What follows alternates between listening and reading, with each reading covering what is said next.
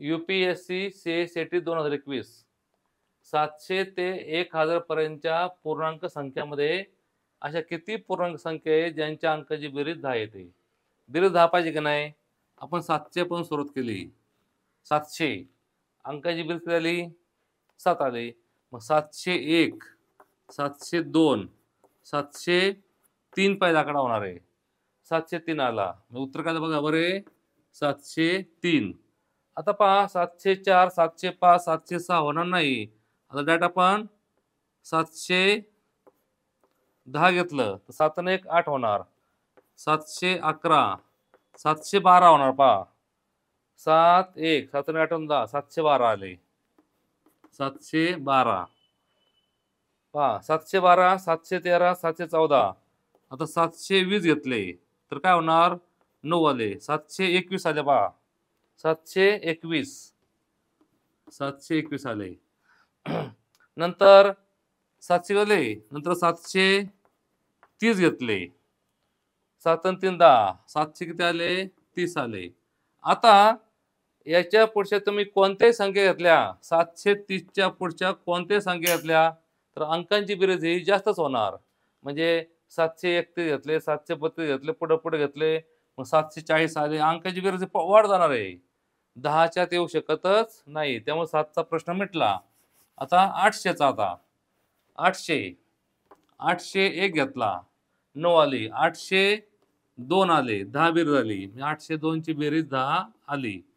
आता 803, 804 सगळे, मग डायरेक्ट 810 आले. मग 811 आले. 8 1 2 किती आले?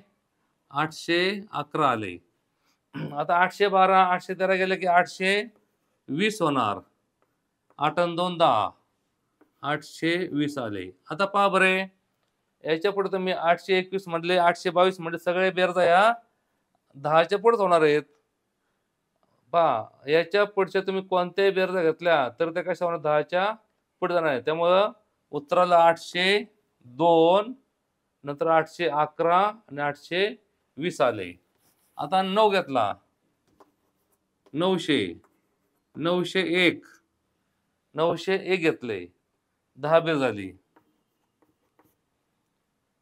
नंतर 902, 903 ते होणार. डायरेक्ट आता 910 घेतले, 910 आले. नंतर 911, 912 ते सगळ्या बेरजा 10च्या पुढेच होणार. सगळ्या पुढे डायरेक्ट 1000, 1000 याची बेरीज किती आली? एकच आली. 10 होणार नाही.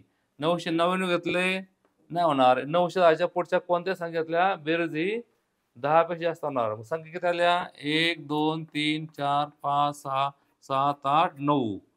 अशा फक्त 9 संख्या जास्तीत जास्त की ज्यांच्या सर्व अंकांची 10 येते. पहा 10, 7 आणि 8 आणि 10, 9 आणि 10, 10 10, 8 आणि 2 10, 8 आणि 2 10, 9 आणि 10, 9 आणि 10. म्हणजे ह्या संख्या आल्या. अशा संख्या 9 संख्या आहेत की ज्यांच्या अंकांची बेरीज ही 10 आहे. अशा एकूण 9 संख्या आहेत. उत्तर आलं डी.